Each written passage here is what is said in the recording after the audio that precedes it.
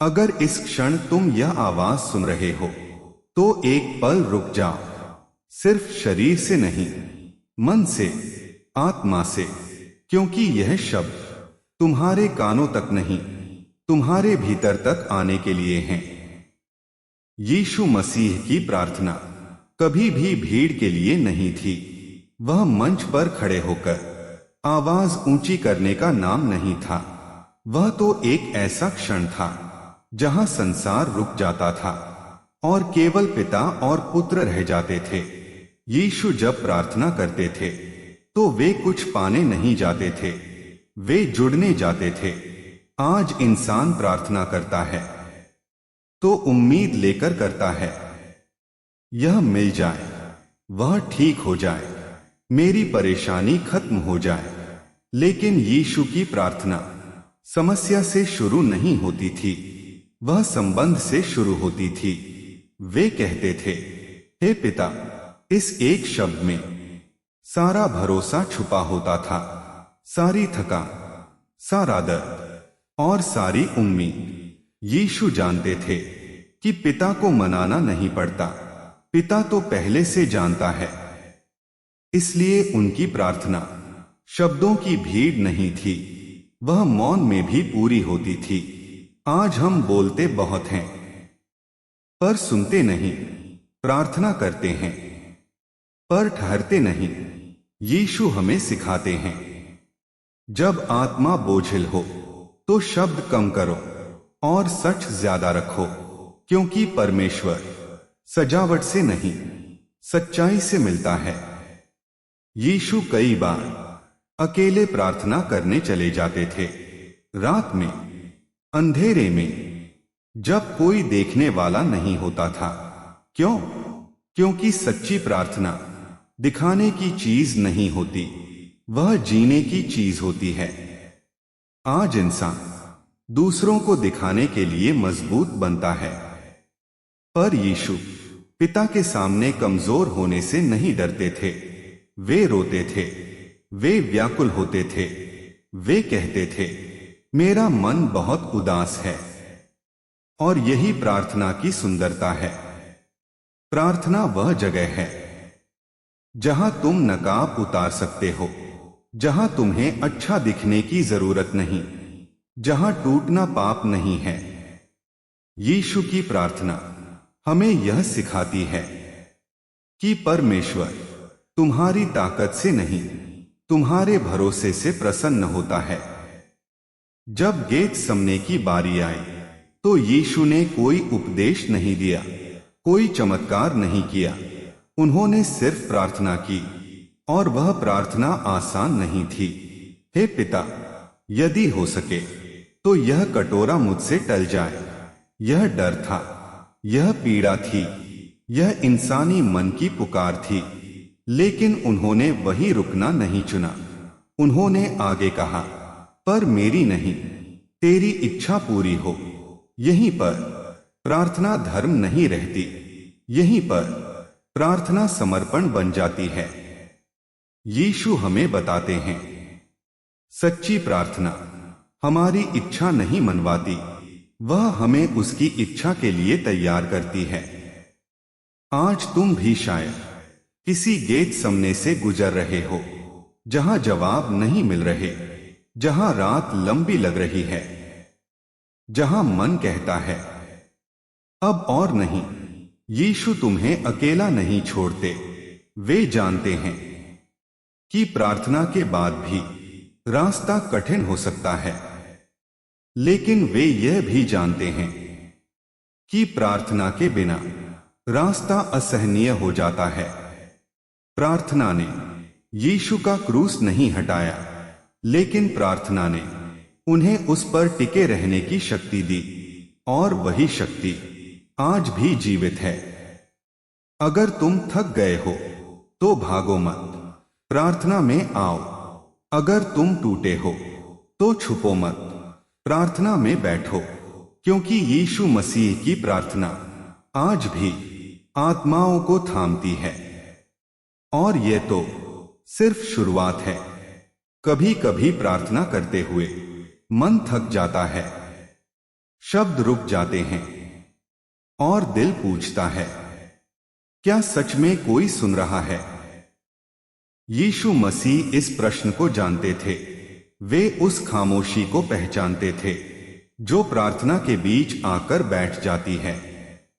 इसलिए वे हमें यह नहीं सिखाते कि हर प्रार्थना में कुछ महसूस होना ही चाहिए। वे यह सिखाते हैं कि हर प्रार्थना में ईमानदार होना जरूरी है, क्योंकि परमेश्वर हमारे भाव नहीं, हमारा सच सुनता है। यीशु की प्रार्थना में कभी जल्दबाजी नहीं थी। वे जानते थे, पिता देर नहीं करता, वह समय पर काम करता है। आज इंसान तुरंत जवाब चाहता है, तुरंत हल, तुरंत चमत्कार, लेकिन यीशु ठहरना जानते थे। वे घंटों प्रार्थना में रहते थे, कभी पूरी रात, कभी सुबह से पहले, क्योंकि वे जानते थे जो भीतर जुड़ जाता है वही बाहर टिक पाता है। प्रार्थना यीशु के लिए कर्तव्य नहीं थी, वह सांस की तरह थी, और जब सांस रुकती है तो जीवन रुक जाता है। आज बहुत से लोग कहते हैं, मुझे प्रार्थना करना नहीं आता, लेकिन सच यह है, प्रार्थना कोई भाषा नहीं, यह एक स्थिति है। यीशु ने कभी सही शब्दों की शिक्षा नहीं दी, उन्होंने सही हृदय की ओर इशारा किया। उन्होंने कहा, जब तुम प्रार्थना करो तो अपने कमरे में जाओ और द्वार बंद करो। इसका अर्थ यह नहीं कि परमेश्वर बाहर नहीं सुनता, इसका अर्थ यह है कि प्रार्थना भीड़ से दूर और सच्चाई के पास होती है। यीशु जानते थे, जब तक बाहर की आवाजें शांत नहीं होंगी तब तक भीतर की आवाज सुनी नहीं जाएगी, और भीतर अक्सर बहुत कुछ टूटा होता है। वह अपराध बोध जो किसी को बताया नहीं गया, वह डर जो हंसी के पीछे छुपा है, वह थकान जो हर सुबह के साथ बढ़ती जाती है। यीशु इन सब के साथ प्रार्थना में आते थे। वे कभी खुद को बेहतर दिखाने की कोशिश नहीं करते थे। वे पिता के सामने जैसे हैं वैसे ही होते थे, और यही बात प्रार्थना को जीवित बनाती है। कभी कभी प्रार्थना करते हुए आंसू आ जाते हैं और हम सोचते हैं, मैं कमजोर हूं, लेकिन यीशु कहते हैं, नहीं, तुम सच्चे हो, क्योंकि आंसू उस जगह बहते हैं जहां आत्मा अब झूठ नहीं ढो सकती। यीशु की प्रार्थना हमें यह सिखाती है कि रोना हार नहीं है, रोना सफर का हिस्सा है। वे जानते थे, हर युद्ध तलवार से नहीं जीता जाता, कुछ युद्ध घुटनों पर लड़े जाते हैं।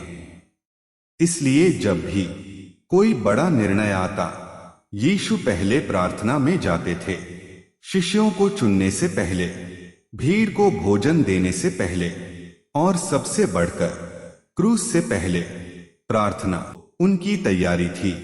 और यही तैयारी उन्हें स्थिर रखती थी। जब लोग बदल जाते थे, जब दोस्त सो जाते थे, जब रास्ता अंधेरा हो जाता था, आज बहुत से लोग बाहर की परिस्थितियों से टूटते हैं, क्योंकि भीतर प्रार्थना का आधार नहीं होता। यीशु हमें सिखाते हैं, अगर भीतर मजबूत हो तो बाहर का तूफान तुम्हें बहा नहीं सकता।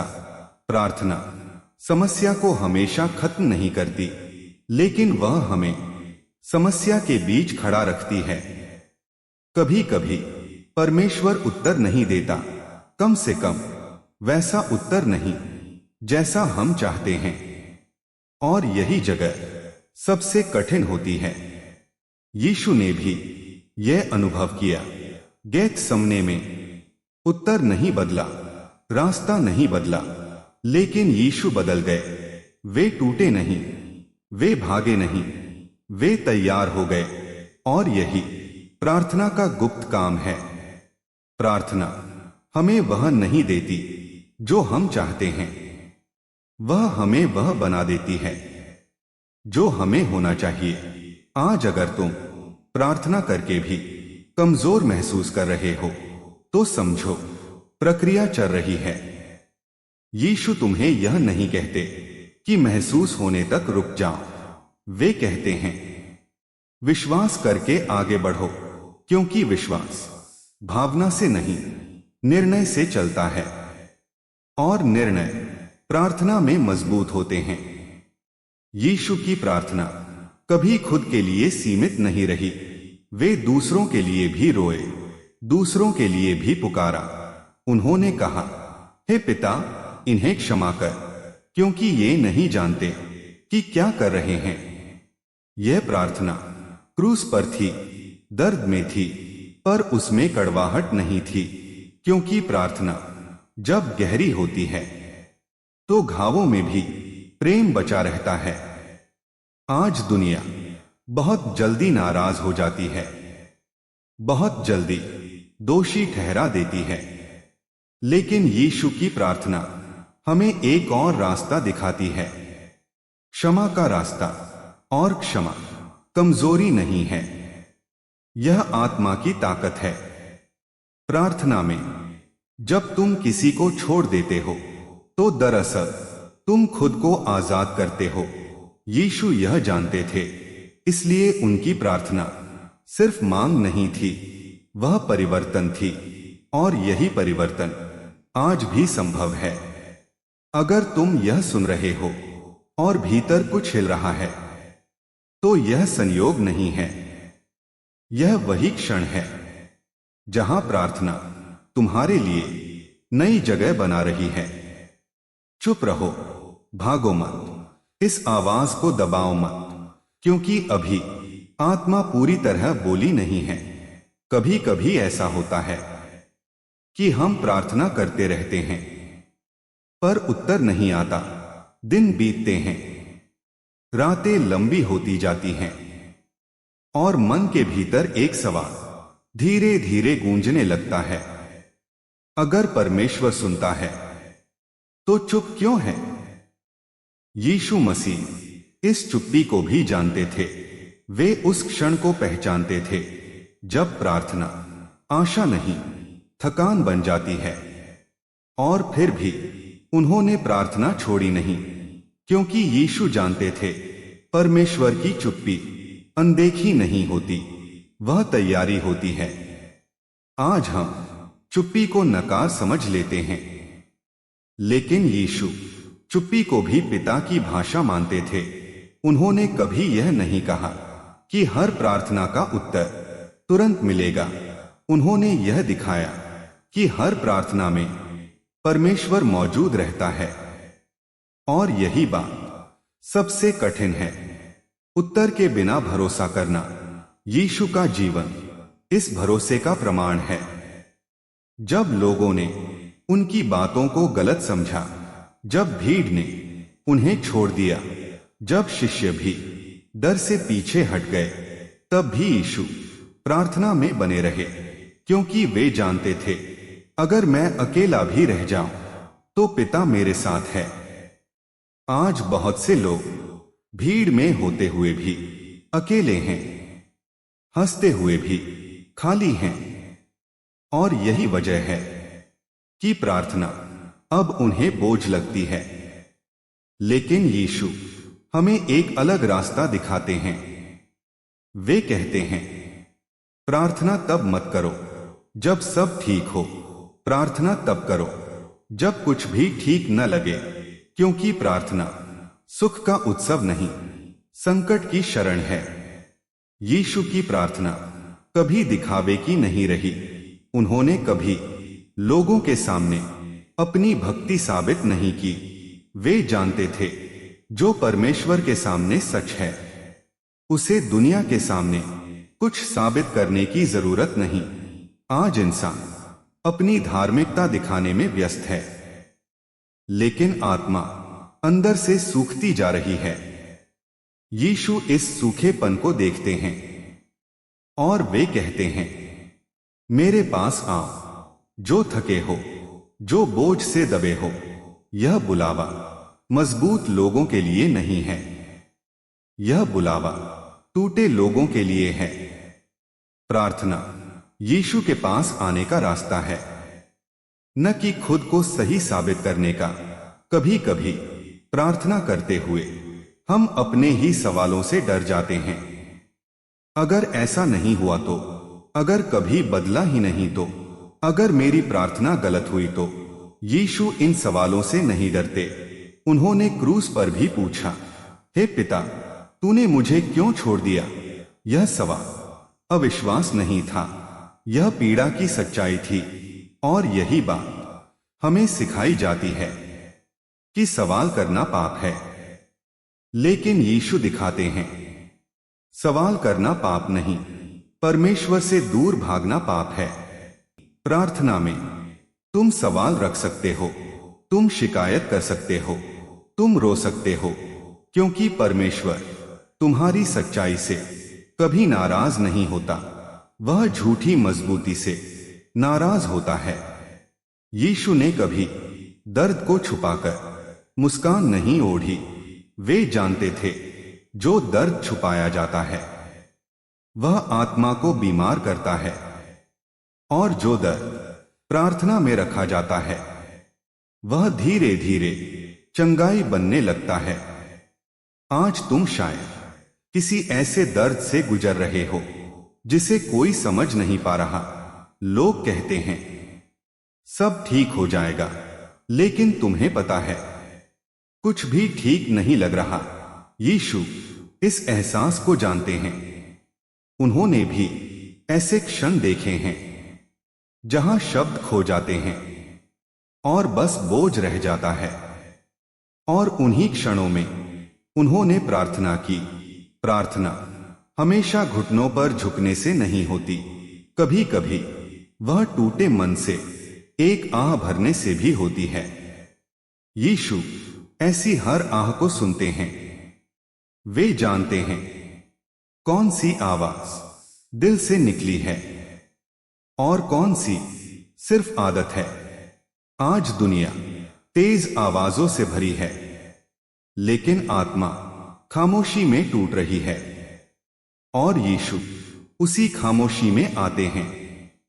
वे जोर से नहीं बोलते, वे डराते नहीं, वे दबाव नहीं डालते, वे बस साथ बैठते हैं।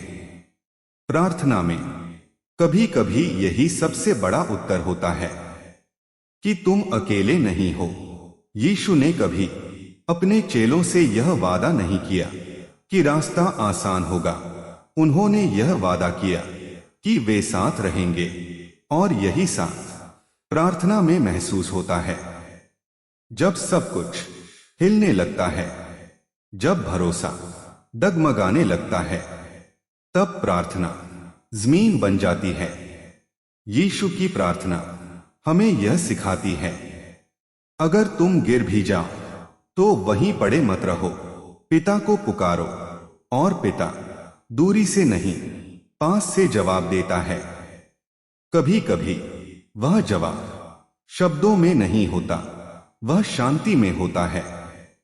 एक ऐसी शांति जो परिस्थिति नहीं बदलती, लेकिन तुम्हें बदल देती है। यीशु इसी शांति में चलते थे, इसलिए वे आंधी में भी सो सके, आरोप में भी चुप रहे, और क्रूस की ओर भी सीधे बढ़े, क्योंकि उनकी जड़ प्रार्थना में थी, और यही जड़ आज भी उपलब्ध है। अगर तुम सुन रहे हो तो इसका मतलब है अब भी बुलावा है, अब भी रास्ता खुला है, अब भी प्रार्थना जिंदा है। बस एक कदम और बाकी है। प्रार्थना का उद्देश्य कभी यह नहीं रहा कि परिस्थितियां तुरंत बदल जाए।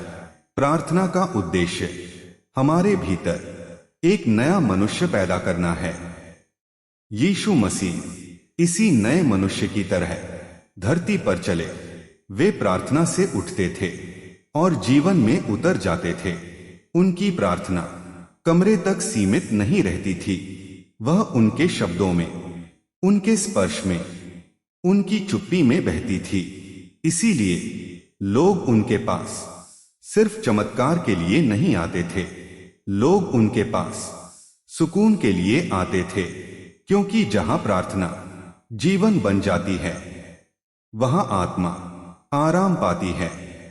यीशु की प्रार्थना उन्हें कठोर नहीं बनाती थी, वह उन्हें और अधिक कोमल बनाती थी। वे जानते थे, जो परमेश्वर के सामने झुकता है, वह इंसानों के सामने अहंकार से खड़ा नहीं हो सकता। आज दुनिया कठोर होती जा रही है, लोग सही साबित होने में लगे हैं, पर सही बनने में नहीं।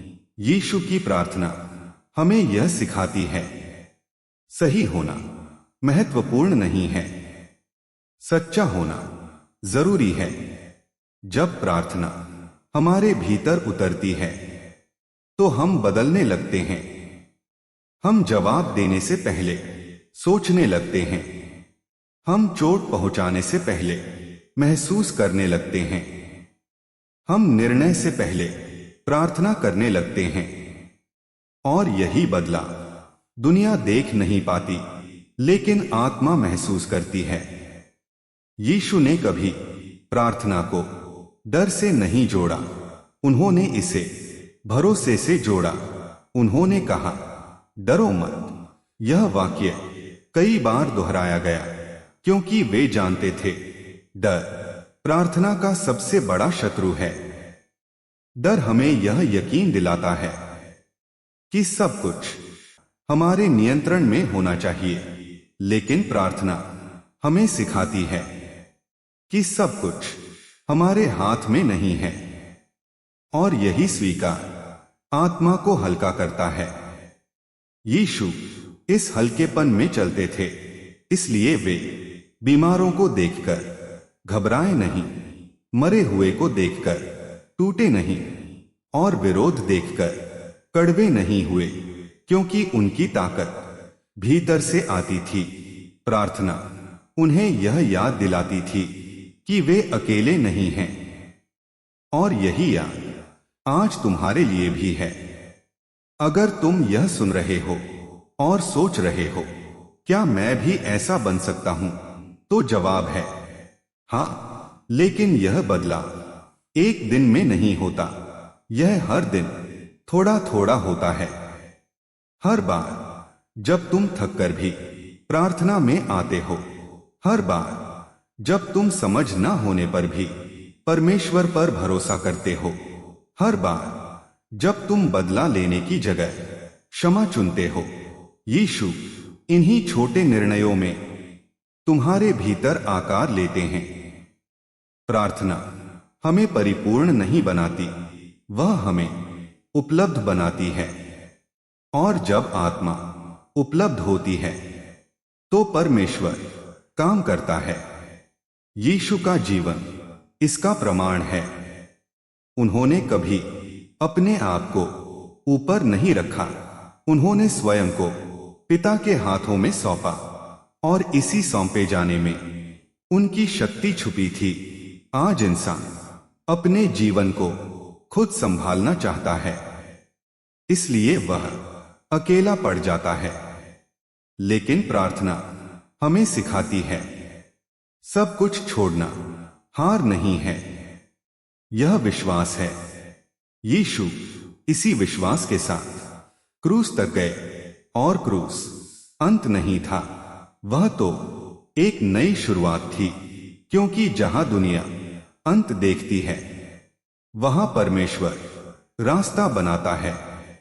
यीशु की प्रार्थना हमें यह सिखाती है कि अंधेरा कभी अंतिम शब्द नहीं होता। रात कितनी भी लंबी हो, सुबह आती है, और वह सुबह प्रार्थना से पहले जन्म लेती है।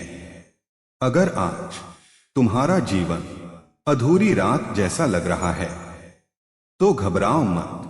यीशु उसी रात में प्रार्थना करते हैं। वे तुम्हें जल्दी में नहीं ले जाते, वे तुम्हें धीरे धीरे संभालते हैं, क्योंकि वे जानते हैं टूटी हुई आत्मा को जल्दी नहीं, साथ चाहिए, और यही साथ प्रार्थना में मिलता है। कोई बड़ी भाषा नहीं, कोई सही शब्द नहीं, बस एक सच्चा दिल। यीशु उसी दिल में बसना चाहते हैं। अगर तुम आज कुछ भी नहीं कह पा रहे हो तो भी ठीक है। चुप बैठो, सुनो, सांस लो। प्रार्थना यहीं से शुरू होती है, और यहीं पर यीशु तुम्हारे जीवन को नई दिशा देने लगते हैं। यह कोई कहानी नहीं है, यह कोई भाषण नहीं है, यह एक आमंत्रण है। और अगर तुम इस आमंत्रण को मन से स्वीकार करते हो तो जान लो, यीशु अब भी सुनते हैं, अब भी चलते हैं, और अब भी प्रार्थना में जीवन देते हैं। और जब प्रार्थना हमारे जीवन की आदत बन जाती है तो हम हर परिस्थिति में परमेश्वर को ढूंढने नहीं जाते, हम उन्हें पहले से मौजूद पाते हैं। धीरे धीरे हम सीखने लगते हैं कि हर प्रश्न का उत्तर शब्दों में नहीं होता, कुछ उत्तर शांति बनकर दिल में उतर आते हैं। यीशु मसीह इसी शांति में चलते थे। वे जानते थे, अगर हृदय स्थिर है तो रास्ता चाहे जैसा भी हो, डर हावी नहीं हो सकता। प्रार्थना हमें मजबूत नहीं दिखाती, वह हमें भीतर से स्थिर बनाती है। और यह स्थिरता तभी आती है जब हम यह मान लेते हैं कि हमें हर बात समझना जरूरी नहीं, बस परमेश्वर पर भरोसा करना जरूरी है। यीशु इसी भरोसे का नाम है। अगर आज तुम्हारा मन भारी है, अगर जीवन के सवाल नींद छीन रहे हैं, तो याद रखो, प्रार्थना किसी खास समय की मोहताज नहीं। तुम चलते हुए भी प्रार्थना कर सकते हो, तुम रोते हुए भी प्रार्थना कर सकते हो, तुम खामोश रहते हुए भी प्रार्थना कर सकते हो, क्योंकि यीशु शब्दों से नहीं, दिल की धड़कन से पहचानते हैं। और जब तुम ईमानदारी से उनकी ओर मुड़ते हो तो वे धीरे से तुम्हारे भीतर आशा जगा देते हैं। ऐसी आशा जो शोर नहीं मचाती लेकिन टूटने नहीं देती। यही प्रार्थना की शक्ति है, यही यीशु मसीह का मार्ग है। अगर यह प्रार्थना, यह संदेश, यह शांति आपके दिल को छू गई है तो समझिए, यीशु आपको अकेला नहीं छोड़ रहे। यीशु संदेश मिशन सिर्फ एक YouTube चैनल नहीं है, यह उन आत्माओं के लिए है जो शोर से थक चुकी हैं और सुकून की तलाश में हैं। अगर आप चाहते हैं कि ऐसे ही प्रार्थना से भरे, दिल को छू लेने वाले यीशु मसीह के संदेश आप तक लगातार पहुंचते रहें, तो अभी यीशु संदेश मिशन को सब्सक्राइब कीजिए। यह सब्सक्राइब करना सिर्फ एक बटन दबाना नहीं, यह उस रास्ते पर चलना है जहां यीशु हर कदम पर साथ चलते हैं। जय यीशु मसीह।